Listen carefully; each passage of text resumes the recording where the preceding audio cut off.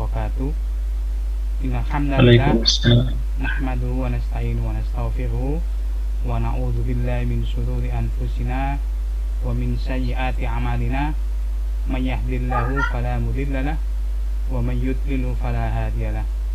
Asyhadu an la ilaha illallah wahdahu la syarika lah wa asyhadu anna Muhammadan abduhu wa rasuluhu la nabiyya ba'dah.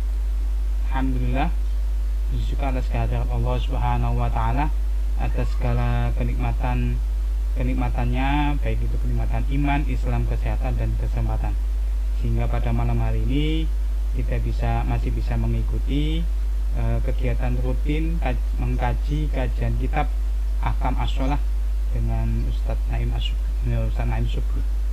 Dan tak lupa sholawat salam semoga tetap tercurahkan kepada uswah dan qudwah kita Nabi Muhammad SAW, para keluarganya, para sahabat, para tabi'in, tabi'ut tabi'in dan para pengikutnya yang senantiasa iltizam terhadap ajaran-ajarannya.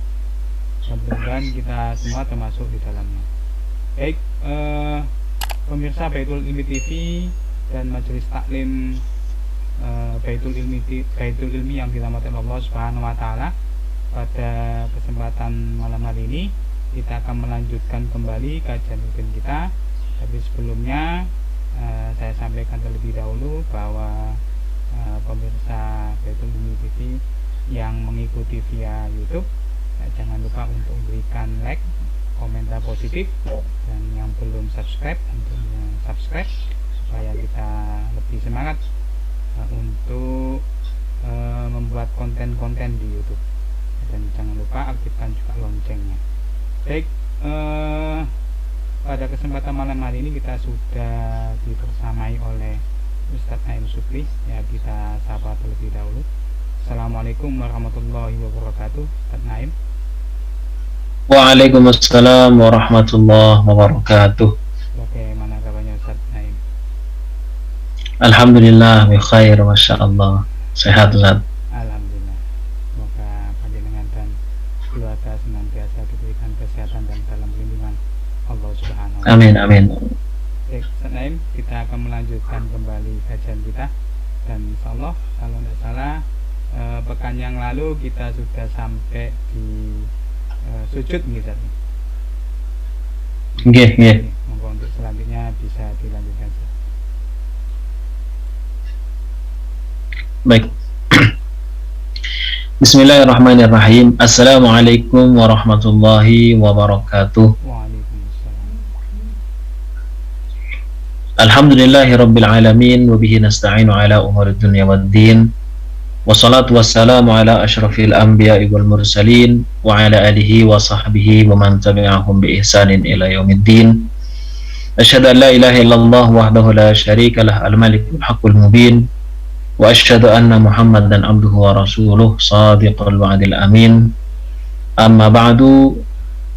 Alhamdulillah, panjatan dan puja-puji syukur kita haturkan kepada Allah atas rahmat, nikmat, hidayah serta sehat wal afiyah yang Allah berikan kepada kita, sehingga kita kembali lagi dipertemukan dalam acara yang penuh dengan keberkahan, yaitu kajian kitab Ahkamus Shalah yang diselenggarakan oleh Baitul Ilmi TV. Mudah-mudahan apa yang kita lakukan ini, apa yang kita kerjakan ini menjadi tabungan, yaitu tabungan amal kebaikan kita di akhirat, sehingga menjadi pemberat timbangan kita di saat terjadi hisab pada hari kiamat nanti. Salawat dan salam semoga tetap tercurah limpahkan kepada uswah kita ataupun iswah kita, yaitu Rasulullah Sallallahu Alaihi Wasallam, sebab dengan perantaraan beliaulah kita menjadi umat yang terbaik, menjadi umat yang terpilih ketika kita melaksanakan amar ma'ruf dan nahi mungkar. Ikhwati rahimakumullah, melanjutkan pembahasan kita yang telah lalu, yaitu kita membahas terkait masalah sujud, di mana di dalam sujud itu ada beberapa hal yang perlu diperhatikan. Di antaranya kita harus menempelkan dengan betul, yaitu dahi, dan itu hukumnya adalah fardu. Kalau hidung itu hukumnya adalah sunnah. Kemarin kita telah membahasnya. Kemudian kita akan lanjutkan ya. Di sini ada wa yufarriju baina rijlaihi. Kalau keadaan sujud, maka orang yang sujud itu yufarriju yaitu merenggangkan, memisahkan baina rijlaihi, di antara kedua kakinya. Jadi kaki yang kanan dengan kaki yang kiri tatkala sujud itu jangan sampai nempel seperti ini, akan tetapi harus dipisah. Dipisah seukuran apa? Ya sewajarnya. Jadi misalkan seukuran sejengkal, ya, seukuran sejengkal antara kaki kanan dengan kaki kiri. Tidak terlalu lebar, tidak terlalu seperti ini. Jadi disesuaikan pada umumnya dan kebiasaannya. Begitu ya. Jadi dalam sujud kakinya harus direnggangkan. Kenapa hal ini kok harus dilakukan? 5 ruwiyah, karena ada satu riwayat anna Aba Hamid, bahwa Abu Hamid beliau mengatakan wasofa, bahwa mensifati. Jadi beliau mensifati salat Rasulullah sallallahu alaihi wasallam, cara salatnya Rasulullah. Jadi cara salatnya Rasulullah itu beliau pernah mensifatinya. Seperti apa? Beliau kemudian berkata begini, idza sajada, tatkala Rasulullah sujud, nah, di saat Rasulullah sujud, farraja baina rijlaihi, ternyata Rasulullah itu memisahkan antara kaki kanan dengan kaki kiri. Jadi tidak seperti ini, akan tetapi direnggangkan. Ya sebagaimana yang kita lakukan alhamdulillah sejak dulu sampai sekarang seperti itu. Ketika sujud kakinya direnggangkan.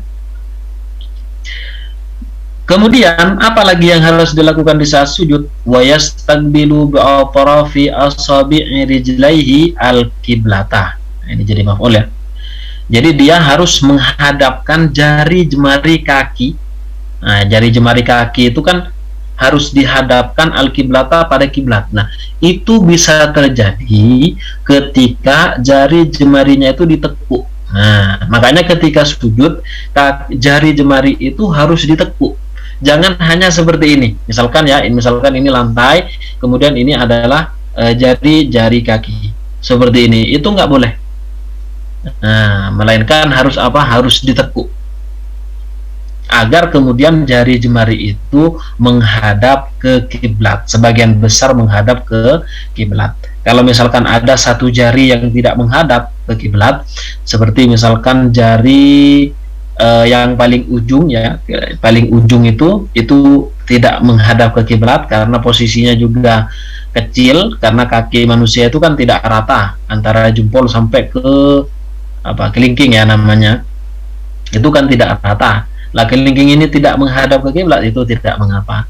Hanya saja sebagian besar dari jari jemari kaki itu harus dihadapkan ke kiblat.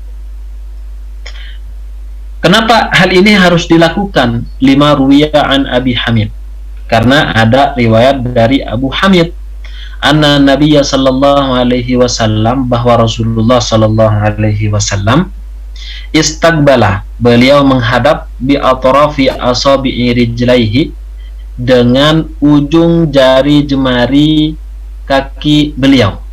Jadi beliau menghadap dengan ujung jari jemari kaki beliau al-kiblata, terhadap kiblat. Jadi seperti itu, kepada kiblat beliau menghadapnya. Nah, kemudian selanjutnya wa yadummu, dan beliau merapatkan asabi'a yadaihi, jari jemari tangan. Kalau tadi jari jemari kaki pembahasannya, sekarang jari jemari tangan ketika sujud itu seperti apa? Dan Rasulullah yadhummu, yaitu merapatkan begini.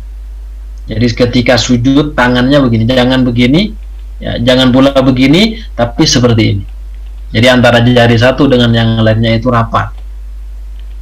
Wa yadha'uhuma hadwa mankibaihi, dan meletakkan kedua jarinya itu hadwa mankibaihi, sejajar dengan kedua pundaknya. Jadi ketika sujud kayak gini. Allahu Akbar. Posisi sujud ya, jangan seperti ini tangannya, jangan juga sampai di bawah. Jadi lurus dengan pundak. Ini sunnahnya seperti itu. Seandainya tidak melakukan, maka tetap sholatnya sah. Seandainya misalkan di sini atau di bawah gitu kan, itu sah-sah saja. Yang penting tangannya itu harus diletakkan di lantai, sebagaimana posisi orang yang sedang sujud. Jangan sampai ketika sujud ya, ini lengan bagian bawah juga diikutkan. Jadi tidak boleh, hukumnya makruh. Artinya apa? Ya ini telapak tangannya saja ketika sujud. Kalau misalkan ininya juga diikutkan, maka posisinya seperti halnya anjing, di mana sholat dalam keadaan seperti ini menyerupai seekor anjing, maka itu dilarang oleh Rasulullah SAW dengan larangan yang tidak jazm, artinya makruh. Nah ini harus dilakukan. Kenapa?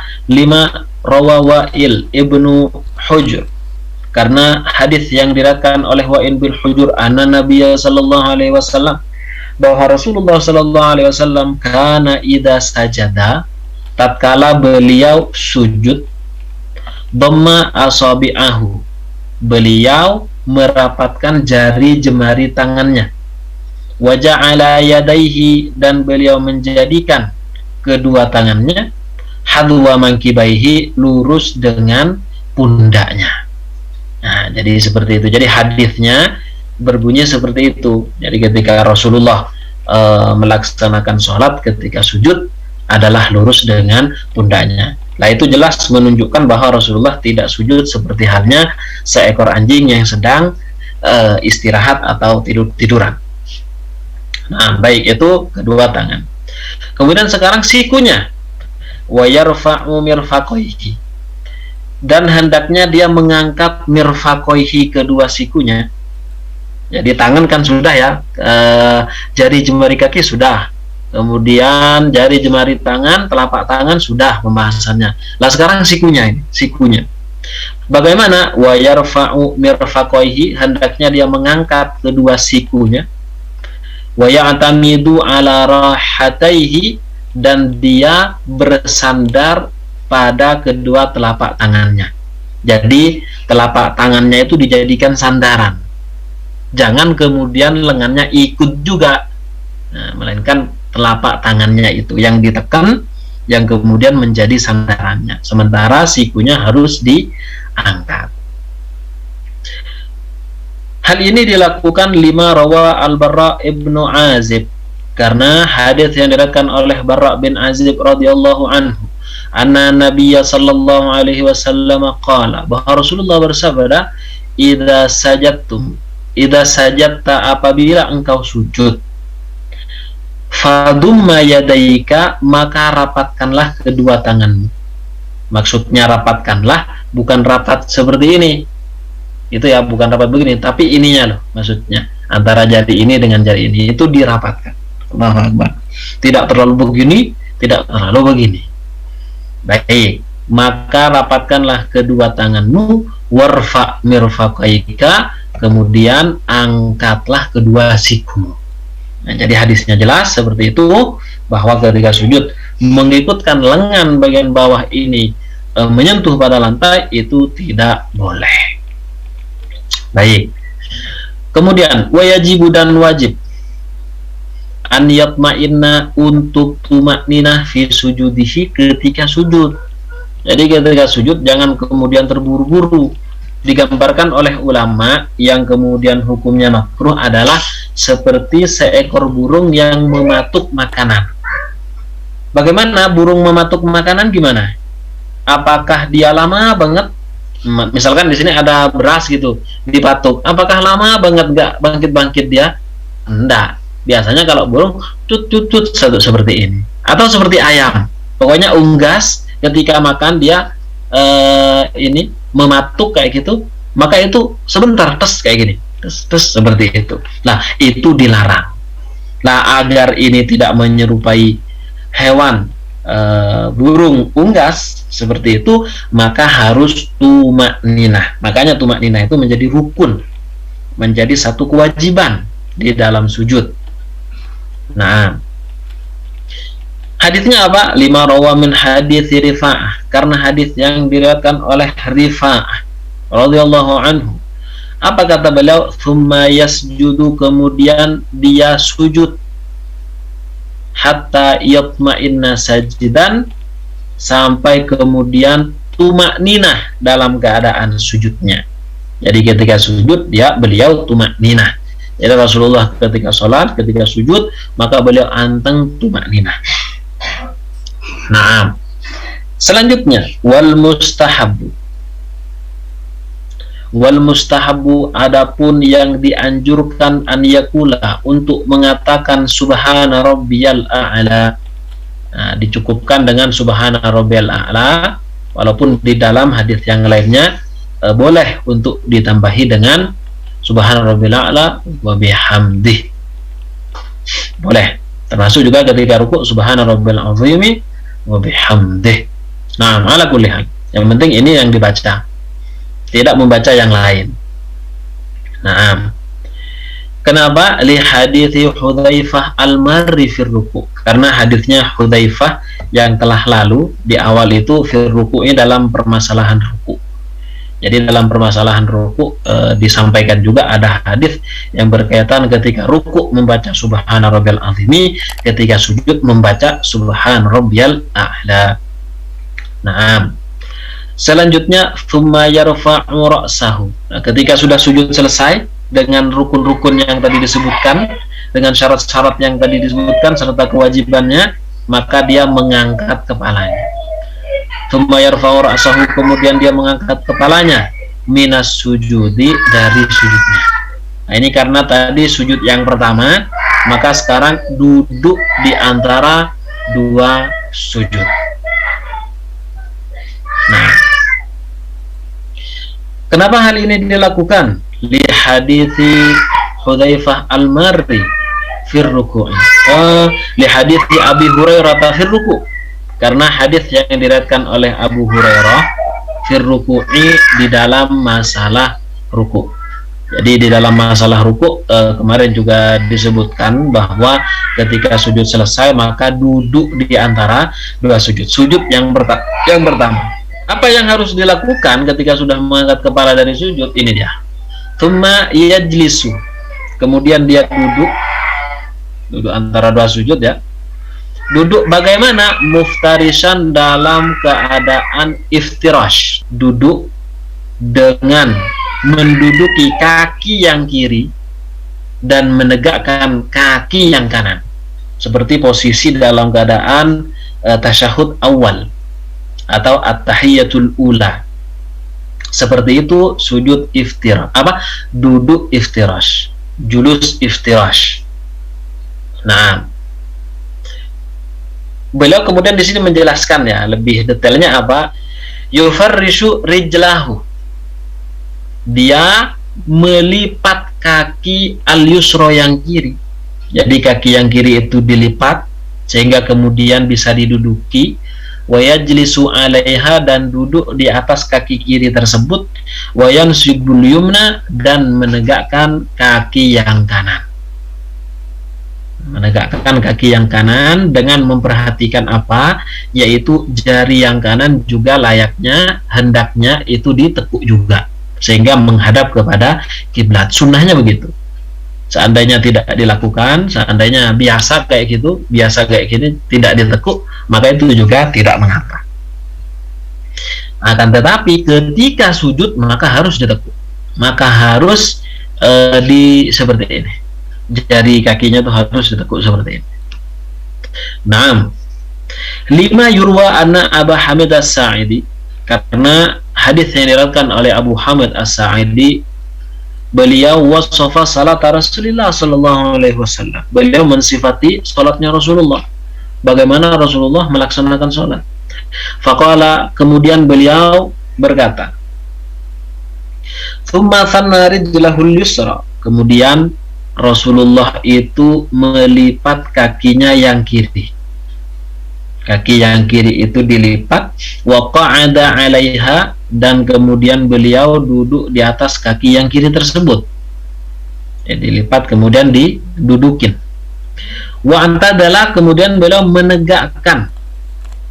Ya, menegakkan dalam keadaan tegak badannya, dalam keadaan duduk dan tegak, serta menegakkan kaki yang kanan juga, hatta yarji'a kullu 'azmin ila mawdhi'ihi, sehingga kembali lagi setiap tulang ila mawdhi'ihi, kepada tempatnya.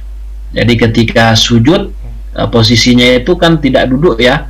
Nah, kemudian duduk digambarkan oleh Abu Hamid As-Sa'idi bahwa ketika duduk dari sujud yang pertama, Rasulullah melipat kaki yang kiri, mendudukinya sampai kemudian beliau tegak, sampai kemudian beliau tegak dalam keadaan duduk, sampai diceritakan itu tulangnya kembali lagi ke posisi sebelum, yaitu sebelum sujud. Wa yajibu, kemudian yajibu, wajib, an yatma'inna fi julusihi, untuk tumakninah di dalam sujudnya. Ya, sama dengan yang rukun-rukun sebelumnya, di mana itu juga harus ada tumakninah. Maka ketika duduk antara dua sujud itu juga harus tumakninah. Liqaulihi sallallahu alaihi wasallam, "Tsumma irfa", kemudian angkatlah, hatta tatma'inna jalisan, sampai kamu tumakninah jalisan, dalam keadaan duduk, sehingga kamu duduk dengan tumakninah. Waqad kana, dan sungguh Rasulullah sallallahu alaihi wasallam yutilu al-qu'udah, beliau itu memanjangkan duduk, baina sajdataini, antara dua sujud. Jadi duduk antara dua sujudnya beliau cukup lama gitu. Terkadang begitu. Karena di dalam keadaan yang lain Rasulullah justru sangat cepat. Dalam artian tidak cepat terburu-buru ya. Artinya kalau dibandingkan dengan ini, terkadang Rasulullah itu cepat gitu, dengan membaca doa yang pendek mungkin seperti itu. Nah, di dalam kondisi yang pertama, Rasulullah itu memanjangkan duduk antara dua sujud, hatta takuna qariban min sajdatihi, sampai-sampai itu mendekati lamanya di saat beliau sujud. Sementara beliau kalau sujud kan cukup lama. Jadi beliau ketika sujud agak lama, lah duduknya itu hampir mendekati lamanya ketika beliau sujud. Nah, ini satu kondisi beliau terkadang seperti itu. Nah, kita lihat kondisi yang lain. Wa ahyanan, terkadang yamkuthu, beliau itu diam dalam keadaan duduk, hatta yaqulal qail. Jadi terkadang beliau duduk antara dua sujud itu cepat, hatta yaqula al-qail, sampai-sampai ada orang yang bilang qad nasiya, dia lupa duduk antara dua sujud. Ternyata Rasulullah lupa duduk antara dua sujud ya, kok cepat sekali. Sampai-sampai ada yang bilang seperti itu, saking cepatnya duduknya Rasulullah antara dua sujud. Ingat, cepatnya di sini bukan cepat dengan yang terburu-buru ya. Kalau dibandingkan dengan yang kondisi awal tadi, ini lebih cepat. Nah, jadi lah intinya bagaimana? Kan begitu. Ya, kita lihat kondisi. Kalau kita dalam keadaan menjadi imam misalnya, maka jangan terlalu lama. Sujudnya juga jangan terlalu lama. Duduk antara dua sujud itu sama, jangan terlalu lama, agar kemudian tidak terjadi fitnah. Kalau sholat sendiri atau dengan orang yang memang ridha terhadap apa yang kita lakukan di saat sholat, maka nggak apa-apa dipanjangkan sepanjang-panjangnya. Nah, tapi kalau di masjid misalnya, di mana makmumnya itu kan tidak semuanya orang muda dan tidak semuanya punya waktu longgar kan begitu. Ada saja yang yang sibuk mungkin dan keburu mungkin kayak gitu. Nah, kemudian wa yustahabbu, dan dianjurkan ayyakula fi julusihi, untuk berdoa di saat dia duduk. Apa doanya? Doanya sudah banyak kita hafal ya, cuman di sini ada redaksi yang agak berbeda dengan yang kita hafal. Allahumma gfirli wa ajirni wa afini warzuqni wahdini. Jadi Allahumma gfirli, ampuni saya, wa ajirni, berilah pahala pada saya, wa afini, berilah kesehatan kepada saya, afiah, warzuqni, berilah rezeki, wahdini, dan juga berilah petunjuk. Nah, ini ada dalam riwayat lain.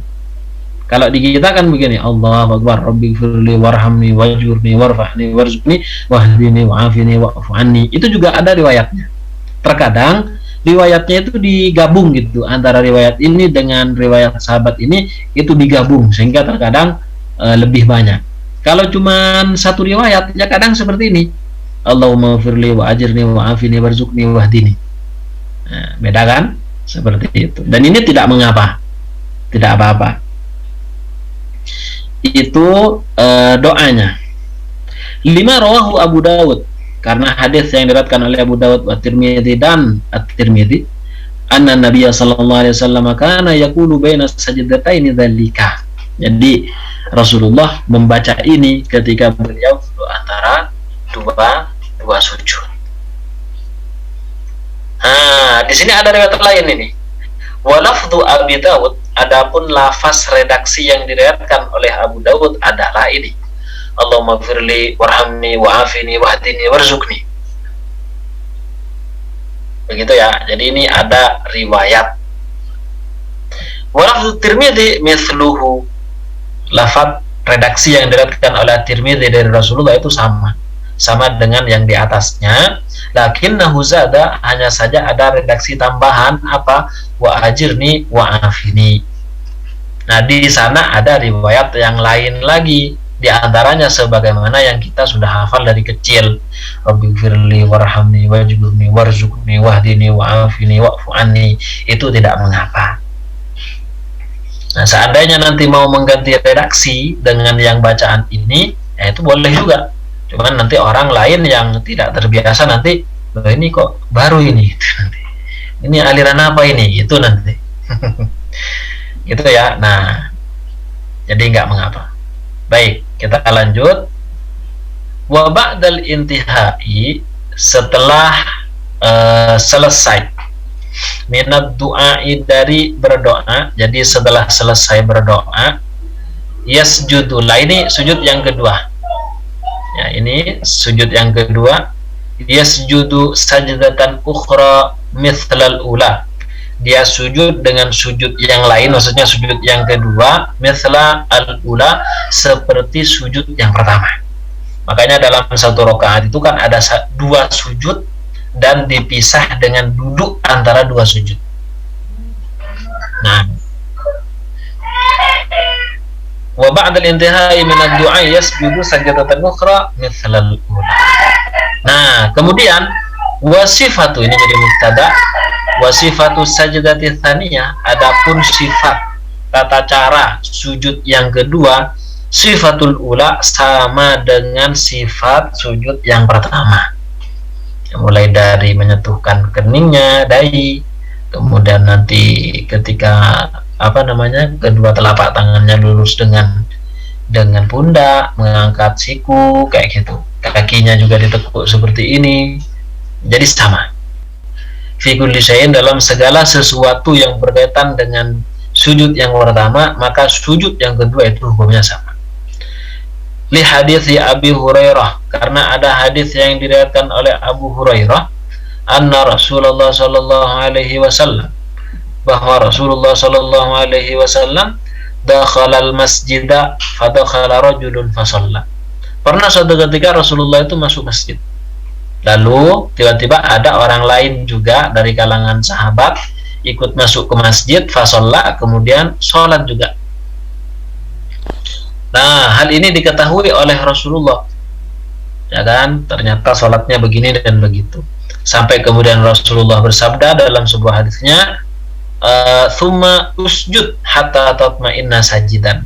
Nah, jadi orang yang datang ini melaksanakan sholat dan Rasulullah tahu, ternyata Rasulullah melihat ini ada yang kurang sempurna ini. Nah, kemudian Rasulullah menegurnya dengan mengatakan apa? Dengan bersabda, "Kemudian sujudlah engkau hatta tatma'inna sajidan." Sampai kemudian kamu tumakninah dalam keadaan sujud. Jadi jangan cepat-cepat kalau sholat, tumakninah. Nah, itu yang diucapkan Rasulullah pada orang ini.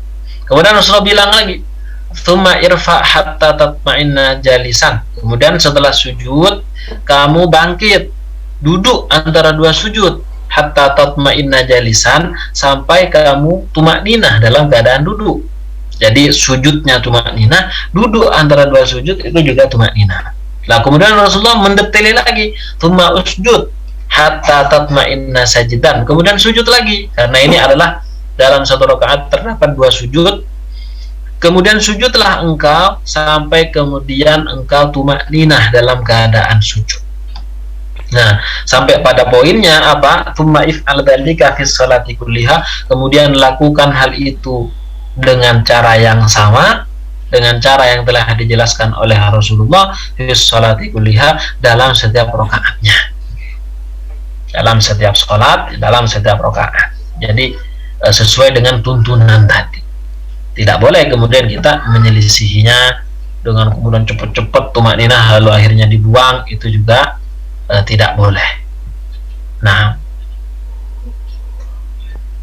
thumma ba'dal intihai minat tasbih. Kemudian setelah selesai membaca tasbih, karena ketika sujud bacaannya subhana rabbiyal a'la. Nah, itu sudah selesai itu. Maka fi sajdati tsaniyah, di sujud yang kedua, maka apa yang harus dilakukan? Yarfa'u ra'sahu mukabbiran. Kemudian dia mengangkat kepalanya dalam keadaan bertakbir. Jadi di sini maksudnya mengangkat langsung menuju berdiri, menuju untuk berdiri, untuk melakukan rakaat berikutnya. Nah, li hadits Abi Hurairah as-sabiq, karena hadis Abu Hurairah yang telah lalu, yang telah lewat, wa yanhadu qa'idan. Kemudian setelah mengangkat kepala dan mengatakan takbir, wa yanhadu qa'idan jalsatan khafifah. Nah, ini penting ya. Saya kasih dalam kurung dulu. Nah, ini. Wa yanhadu, dan dia bangkit, qa'idan, duduk, dalam keadaan duduk. Padahal ini mau berdiri ya. Jalsatan khafifatan, dengan duduk yang ringan. Jadi ketika sujud ya, Allahu akbar subhana rabbiyal a'la, Allahu akbar rabbighfirli, Allahu akbar subhana rabbiyal a'la, Allah, kan mau berdiri. Nah, itu harus berhenti dulu. Allah. Nah, seperti ini. Duduk. Ini namanya kalau di dalam pembahasan fikih di dalam mazhab Syafi'i disebutnya dengan jilsatul istirahah. Jadi duduk istirahat. Nah, duduk istirahat ini seperti apa? Lamanya seapa? Lebih pendek dari tumakninah. Malah di sini nggak boleh tumakninah. Jadi jalsah khafifah itu adalah duduk yang ringan. Misalkan sujud tadi mau berdiri nih, mau berdiri untuk rakaat kedua atau rakaat berikutnya, Allahu akbar, kayak gitu. Jangan langsung Allahu akbar. Dari sujud langsung Allahu akbar, itu tidak disarankan kayak gitu. Melainkan ada duduk sebentar dulu, duduk sebentar pokoknya, anggap saja 1 detik atau 2 detik, Allahu akbar, kayak gitu. Begitu ya. Nah, ini disebutnya dengan jalsatul istirahah. Kalau ini sudah dilakukan, maka tsumma qoma, baru kemudian dia bangkit berdiri. Nah, berdirinya itu dengan cara seperti apa? Wa atamada, dan hendaknya dia bersandarkan alal ardi, ke bumi, biyadihi, dengan tangannya. Nah, jadi kalau mau berdiri menggunakan tangannya, seperti itu. Kalau turun ke sujud, sebagaimana kemarin kita telah membahas, maka yang didahulukan adalah kakinya, yaitu lututnya, baru kemudian disusul dengan tangan. Kalau yang ini tangannya dulu diangkat. Nah, ini tentunya kalau mampu ya. Kalau sudah tidak mampu ya nggak usah seperti ini. Nah, thumma qama wa tamada ala ardi biyadihi, dengan tangannya. Kenapa hal ini harus dilakukan? Lima rawa Malikun, karena hadis riwayat Malik Ibnul Huwairith anna Nabiya sallallahu alaihi wasallam, bahwa Rasulullah sallallahu alaihi wasallam istawa qa'idan. Jadi bahwa Rasulullah sallallahu alaihi wasallam itu istawa qa'idan. Beliau duduk, istawa itu sama kayak gitu, rata, qa'idan dalam keadaan duduk. Tsumma qama. Nah, jadi beliau sebelum bangkit ke berdiri istawa qa'idan dulu, meratakan diri dengan duduk. Tapi ini sebentar saja. Tsumma qama, baru kemudian beliau bangkit untuk berdiri, wa atamada 'alal ardi biyadihi, dan beliau bersandarkan ke bumi biyadaihi dengan kedua tangannya, baru kemudian bangkit ke atas. Nah, wala yarfa'u, dan hendaknya tidak mengangkat yadaihi, kedua tangannya. Jadi kalau dari sujud ya sujud, kemudian Allahu Akbar, apakah kemudian perlu mengangkat kedua tangan? Kan takbir, kemudian mengangkat kedua tangan, nah itu tidak perlu, bahkan hukumnya tidak sunnah. Wala yarfa'u, dan hendaknya tidak mengangkat yadaihi, kedua tangannya, hadwa mankibaihi, sejajar dengan kedua pundak, hina yanhadu, ketika bangkit, minas sujudi, dari sujud. Jadi kalau bangkit dari sujud untuk melakukan rakaat berikutnya, maka tidak perlu mengangkat tangan. Takbir ya tetap, karena takbirnya sendiri sunnah. Mengangkat tangannya itu yang tidak sunnah, karena mengangkat tangan itu kan hanya ada dalam beberapa kondisi. Beliau di sini menyebutkannya ada sekitar 3 ya. Nah, jadi ketika takbiratul ihram, mau ruku, iktidal. Nah, di dalam penjelasan lain ada tambahan 1, ketika berdiri dari tasyahud yang pertama, at-tasyahudul awal atau at-tahiyatul ula. Kalau berdiri dari sujud yang kedua, kemudian dia akan nambah rakaat tanpa di tanpa dijeda dengan tasyahud awal, langsung berdiri, maka tidak dianjurkan untuk mengangkat tangan. Jadi langsung Allahu Akbar, biasa saja, tidak usah mengangkat tangan. Nah, ini disebutkan li'annahu la turfa al-yadu, karena tidaklah diangkat tangan itu illa fi takbiratul ihram, kecuali dalam takbiratul ihram. Ini 1. Waruku, dan ruku, ini yang kedua. Warraf'u minhu, dan i'tidal, ini yang ketiga. Jadi yang pertama takbiratul ihram, yang kedua ruku, dan yang ketiga adalah i'tidal. Nah, ini dia. Nah, di dalam pembahasan yang lain dalam mazhab Syafi'i ada tambahan, yaitu ketika bangkit dari tahiyat al-ula, tahiyat pertama. Kalau sholatnya 4 rakaat ataupun sholatnya 3 rakaat seperti maghrib. Nah, kenapa tidak mengangkat kedua tangan ketika bangkit dari sujud kedua, lalu kemudian dia berdiri untuk melanjutkan rakaat berikutnya? Li hadithi Ibnu Umar radhiyallahu anhuma, karena ada hadisnya Ibnu Umar radhiyallahu anhuma, beliau berkata, ra'aitu Rasulullah sallallahu alaihi wasallam, saya melihat Rasulullah sallallahu alaihi wasallam, idza iftataha as-salata, tatkala beliau membuka salatnya. Nah, ini takbiratul ihram, rafa'a yadayhi, ini yang pertama.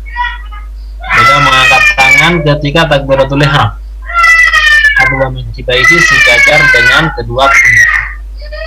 Kemudian yang kedua, wa idza arada an yarka, ketika beliau mau ruku, ketika beliau akan melaksanakan ruku, beliau mengangkat tangan Allahu Akbar, lalu ruku.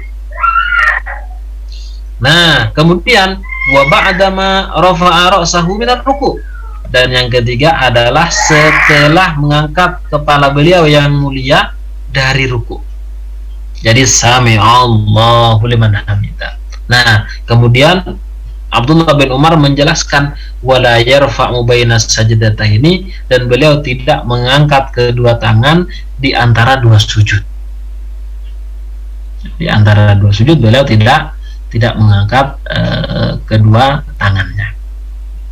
Ketika akan berdiri juga dia tidak mengangkat kedua tangannya juga.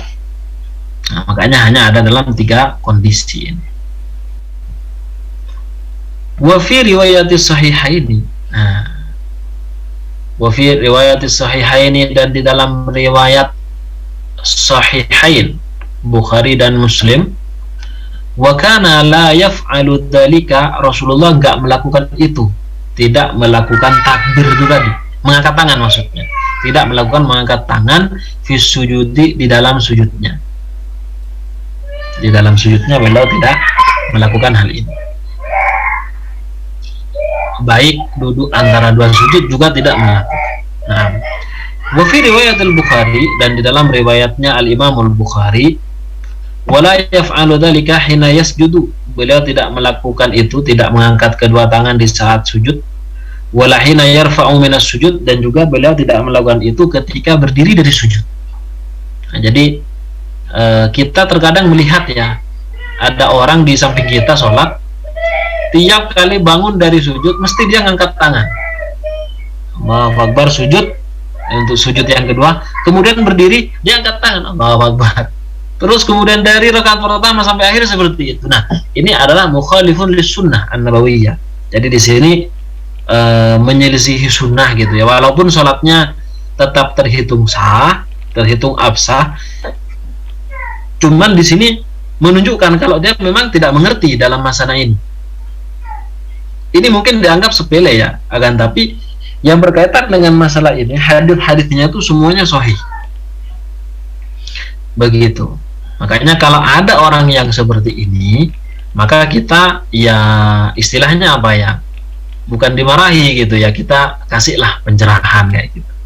Karena kalau saya pengalaman itu, ada kawan saya tuh pernah seperti ini, setelah selesai sholat langsung kita kasih tahu, mengangkat kedua tangan itu hanya ada dalam 4 posisi. Kalau beliau tadi menyebutkan ada 3, dalam mazhab Syafi'i secara umum ada 4 kondisi: takbiratul ihram, ketika mau ruku, ketika i'tidal, dan berdiri setelahnya tasyahud yang pertama.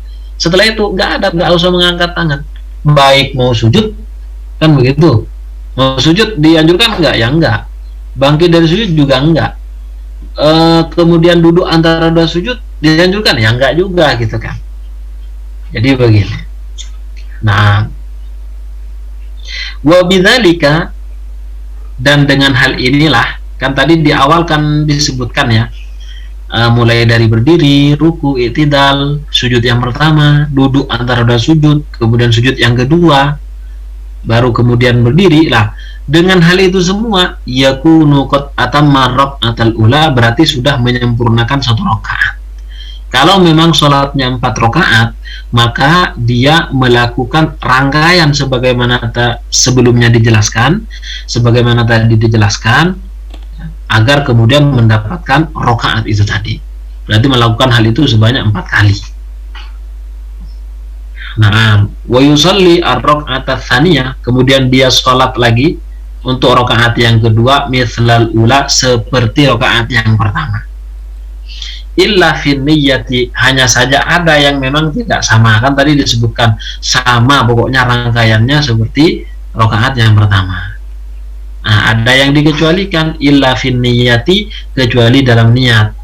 Niat gimana? Apa perlu niat lagi? Karena ungkapannya sama dengan rakaat yang pertama? Tidak, karena niat itu adalah qasdus syai'i muqtarinan bi fi'lihi. Jadi dia bersengaja untuk melakukan sesuatu bersamaan dengan perbuatannya. Awal perbuatan dari sholat adalah ya ketika takbiratul ihram itu tadi, maka niatnya juga di situ. Untuk rakaat kedua ya nggak perlu niat lagi. Sudah yang di awal itu sudah selesai. Karena bagaimanapun, walaupun sholat itu ada beberapa rakaat, 3, beberapa rakaat misalkan 4, ada juga yang 2 seperti ini, maka itu adalah satu kesatuan. Jangan kemudian rakaat pertama itu butuh niat, rakaat kedua butuh niat juga, yang ketiga butuh niat. Nah, itu nggak betul. Makanya di sini dikecualikan illa fin niyyati wa du'a il istiftahi, dan doa istiftah. Doa istiftah sebagaimana yang telah kita hafal bersama. Allahu akbar kabira walhamdulillahi katsira wa subhanallahi bukratan wa asila. Inni wajjahtu wajhiya lilladzi, sampai akhirnya. Nah, kalau rakaat kedua ya nggak perlu itu lagi. Selain itu, mulai dari Fatihahnya, baca suratnya, dan yang lain-lainnya sama. Pokoknya dua ini yang kemudian dikecualikan. 5 rawa Abu Hurairah, karena hadis yang diriwayatkan oleh Abu Hurairah radhiyallahu anhu, anna Nabiy sallallahu alaihi wasallam qala, beliau bersabda, lil musii salatahu, kepada orang yang salatnya jelek. Sahabat ini. Jadi ada sahabat yang pada saat itu melakukan salat tapi asal-asalan gitu. Asal-asalan.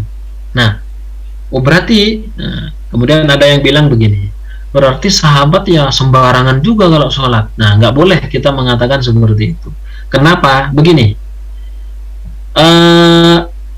sejelek-jeleknya sholatnya sahabat, sejelek-jeleknya sholatnya sahabat, maka secara tidak langsung itu langsung menjadi syariat bagi umat Rasulullah SAW. Kenapa? Tatkala Rasulullah SAW mengetahui ada sahabat yang sholatnya asal-asalan, langsung Rasulullah menegur dan memperbaiki sholatnya sehingga timbul suatu hukum. Nah, hukum ini terjadi, ya kan? Ketentuan ini ada karena siapa coba? Karena orang yang sholatnya jelek, sahabat yang sholatnya asal-asalan tadi. Jadi sahabat yang kemudian sholat dengan seperti itu, karena memang keterbatasan pengetahuannya mungkin sahabat yang melakukan ini, sampai kemudian Rasulullah menegur, timbullah satu ketetapan, timbullah satu hukum, dan berlaku bagi umatnya. Seandainya tidak ada kejadian seperti ini, ya kan, semasa Rasulullah hidup, ternyata sahabat semuanya sholatnya mantap semua, ya kan, ternyata suatu ketika Rasulullah meninggal, anggap kita sekarang karena Rasulullah tidak mendapati Rasulullah gitu kan, ternyata kita melakukan kesalahan di dalam sholat, kan begitu. Dan kesalahan ini belum pernah terjadi pada seorang sahabat pun. Makanya di sini kalau ini terjadi kesalahan di sini, nah itu sangat sulit untuk mendapatkan keterangannya. Nah, dengan adanya berkah seorang sahabat yang sholatnya kita dalam tanda kutip asal-asalan, langsung menjadi pengetahuan kepada kita. Makanya jangan sampai kemudian kita merendahkan martabat seorang sahabat Rasulullah SAW. Jangan sampai kemudian menghinanya atau yang lainnya, menganggapnya tidak berjasa. Tidak. Jadi mereka sangat berjasa kepada kita. Bahkan yang sholatnya jelek sekalipun itu menjadi satu hukum bagi kita. Luar biasa.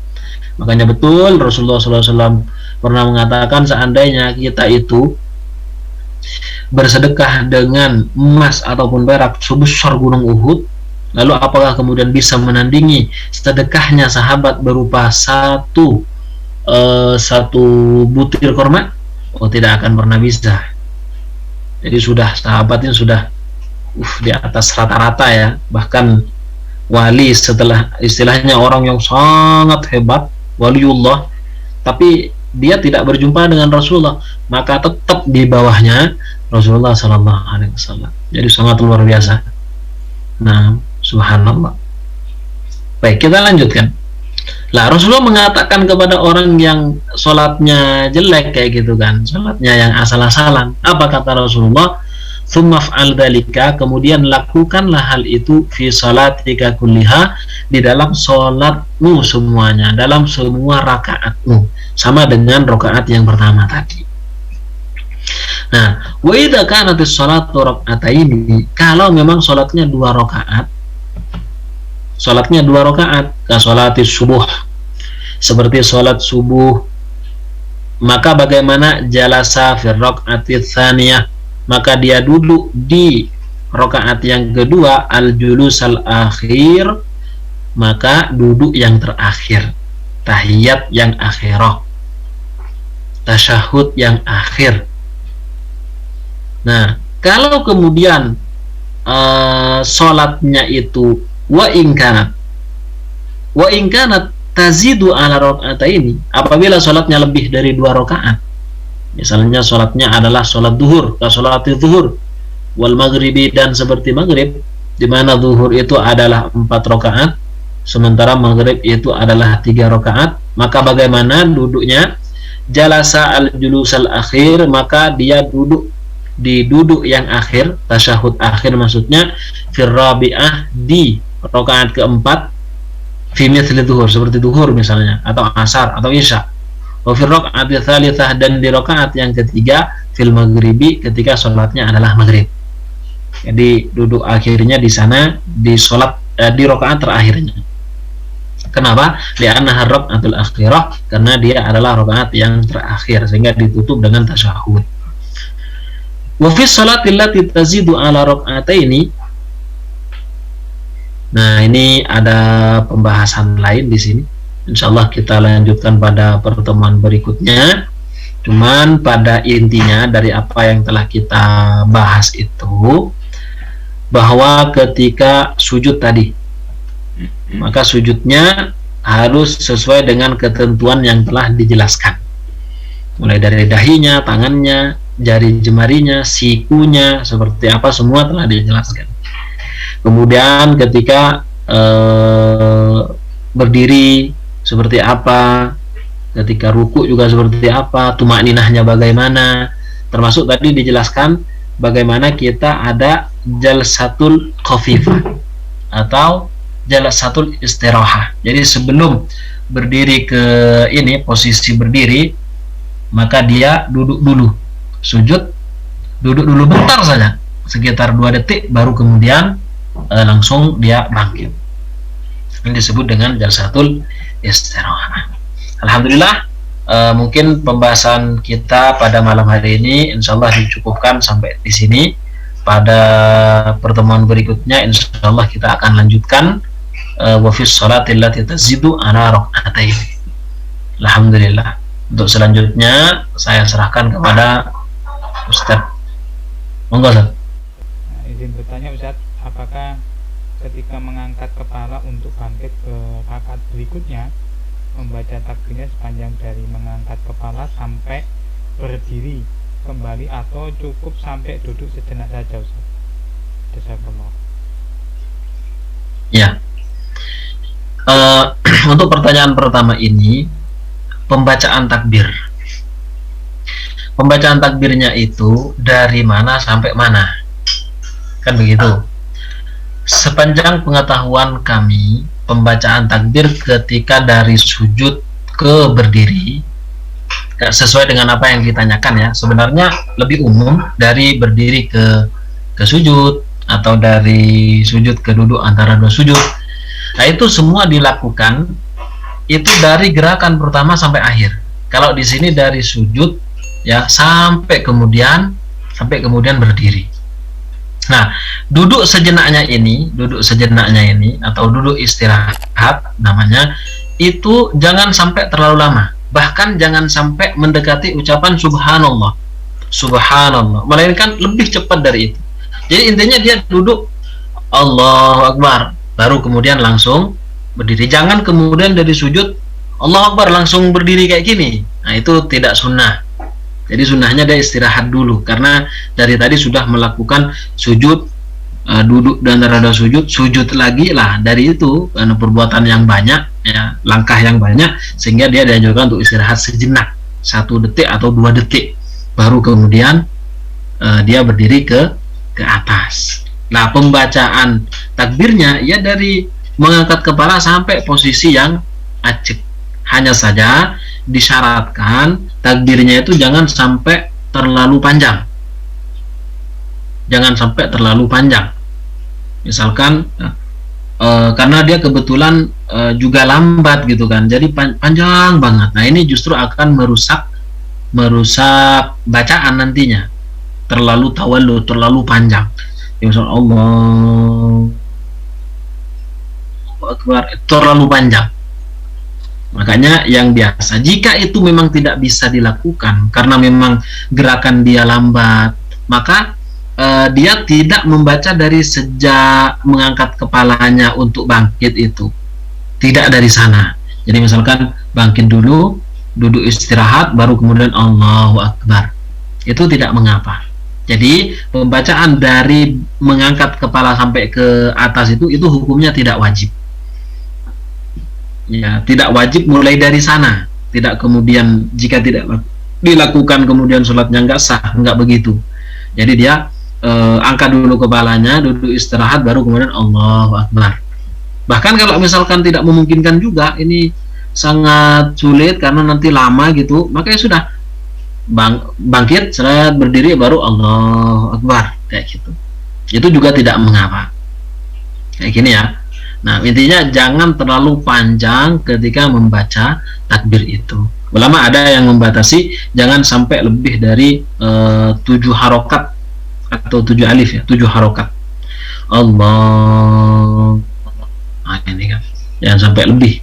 Allahu Akbar kan sampai 10 itu.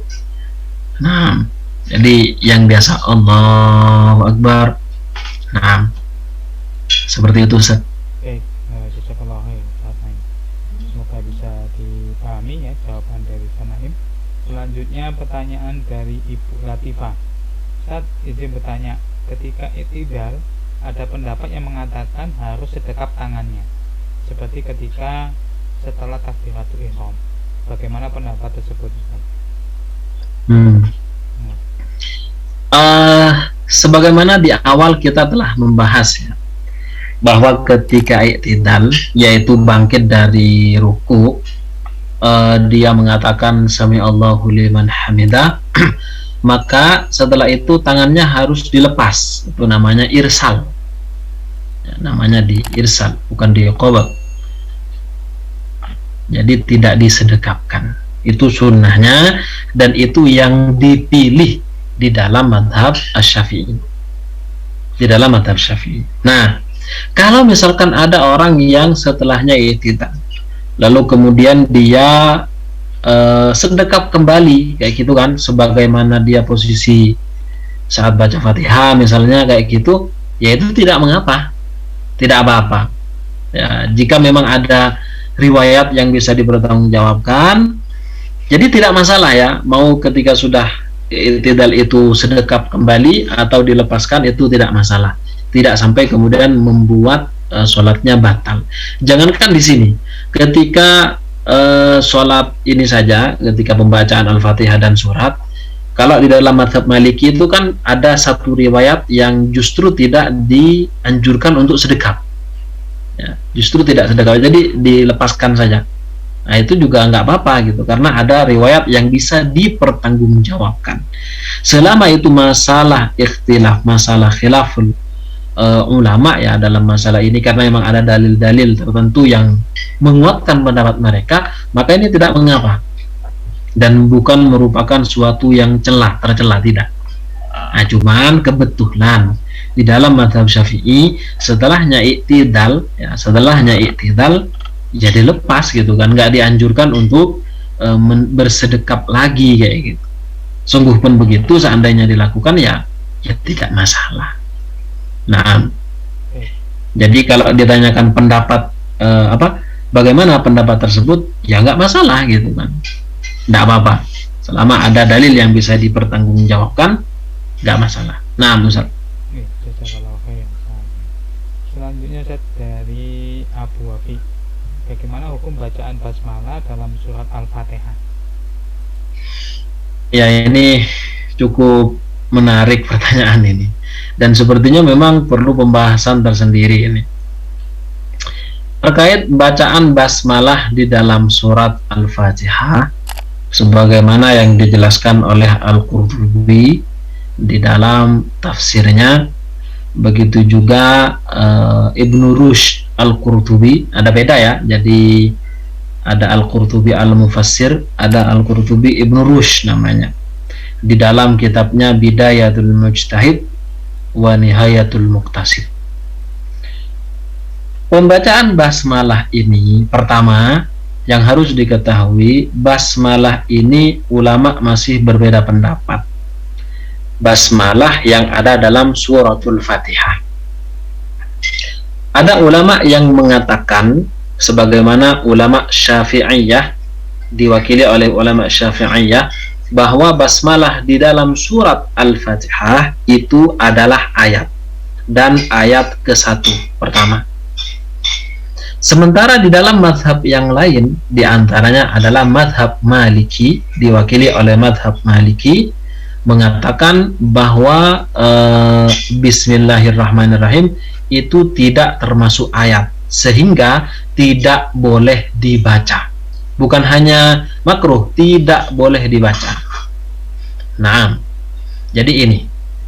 Nah, ada dua pendapat yang cukup kuat di sini, dan semuanya berdasarkan dalil dan sama-sama sahih.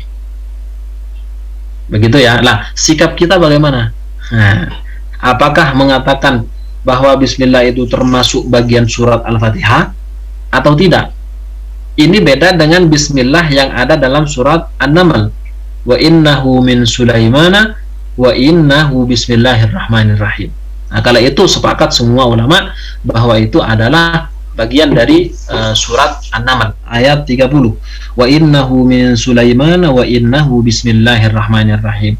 Nah, kalau bismillah yang ada di dalam An-Naml semuanya sepakat, mau Syafi'i, mau Maliki, semuanya sepakat kalau itu adalah ayat dari bagian ayat dari surat An-Naml. Tapi di dalam surat Al-Fatihah ini itu ulama berbeda pendapat. Nah, sikap kita bagaimana? Ya terserah. Kita mau ikut yang mana? Kebetulan kita adalah Syafi'iyah, maksudnya orang-orang kita adalah penganut mazhab Syafi'iyah, ya sudah, ikuti saja bahwa Bismillah itu adalah bacaan bagian dari surat Al-Fatihah. Sehingga ketika membaca Al-Fatihah di dalam sholat, maka basmalah itu harus dibaca gitu kan. Nah, seperti itu. Lah kemudian masalahnya tambah lebar lagi. Nah, ini bacaannya apakah dikeraskan atau tidak? Makanya ada sebagian ulama yang memilih tengah-tengah. Nah, memilih tengah-tengah. Ya memang ini adalah bacaan bagian dari surat Al-Fatihah. Akan tetapi untuk menghormati mereka yang mengatakan bahwa Bismillah itu tidak termasuk dari Al-Fatihah, sudah kita pelankan saja. Maka bacanya Bismillahirrahmanirrahim, Alhamdulillahirabbil alamin, kayak gitu, sehingga dia khurujan min khilaf, yaitu keluar dari khilafnya para ulama. Ya sudahlah, kita pelankan saja dengan tetap meyakini bahwa Bismillah itu juga bagian dari suratul Fatihah dan harus dibaca kayak gitu. Nah, cuman jawabannya dari Maliki juga masuk akal lagi. Nah gini, Al-Quran itu, pertanyaannya gini, Al-Quran itu dari Al-Fatihah sampai An-Nas apakah mutawatir atau tidak?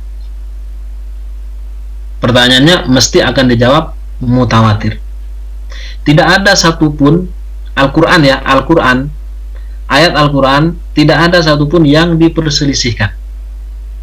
Jadi dari Al-Fatihah sampai An-Nas. Lah, ternyata kok ada satu masalah, yaitu basmalah di dalam surat Al-Fatihah, ulama berbeda pendapat. Maliki mengatakan, ya udah itu Bismillah bukan bacaan Al-Quran, bukan ayat dari suratul Fatihah maksudnya. Kenapa? Ya itu sebab itu berselisih pendapat. Ada yang mengatakan termasuk, ada yang mengatakan tidak termasuk. Sedangkan Al-Quran itu dari awal sampai akhir harus mutawatir. Ketika terjadi perbedaan, jelas itu bukan suatu hal yang mutawatir. Nah, itu jawaban dari Maliki dan yang sependapat dengan mereka. Nah, agar kemudian kita sekarang, karena kondisi kita mau tidak mau, suka ataupun tidak suka adalah mazhab Syafi'i, maka kita harus tetap menggunakan ini. Kenapa? Agar tidak terjadi fitnah, ya kan? Agar tidak terjadi fitnah. Walaupun bisa jadi kita sesekali tidak mengeraskanlah suaranya apa bacaan basmalahnya itu, agar kemudian orang-orang bertanya-tanya, loh kenapa kok begini? Maka disitulah kemudian kita punya kesempatan menjelaskan kepada mereka bahwa bacaan basmalah Bismillahirrahmanirrahim dalam surat Al-Fatihah, ulama ada yang mengatakan termasuk surat Al-Fatihah, ada yang mengatakan tidak termasuk surat Al-Fatihah. Jadi seperti itu Ustaz, hukum bacaan basmalah dalam surat Al-Fatihah. Hukum ya mengikuti, kalau kita misalkan mengikuti pendapat Syafi'iyah ya harus dibaca, kalau tidak ya nggak usah dibaca gitu kan. Nah, jazakumullah. Ya, baik. Semoga jawaban dari beliau bisa dipahami. Selanjutnya Ustaz, ini dari YouTube yang ikut mengikutinya Muhammad Junaidi.